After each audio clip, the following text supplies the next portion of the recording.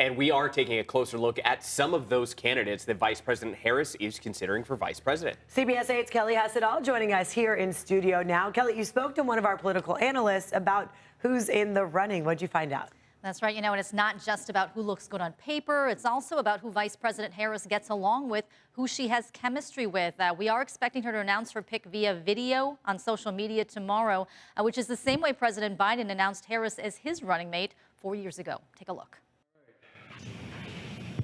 Hi. Sorry to keep you. No, that's all right. You ready to go to work? Oh my God, I'm so ready to go to work. We all consume so much of our content online, but it's also a sign of the times that this is sort of the flashy new way in which even the most important election in our country is going to be announced.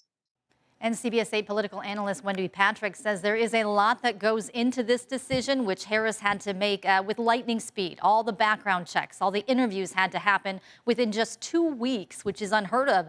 Normally, all of this happens over a span of months. Now, Patrick says Harris likely will choose someone who helps balance the ticket and also someone who could help sway independent voters. Pennsylvania Governor Josh Shapiro is the one people seem to think is the front runner. He's from a battleground state that carries 19 electoral votes.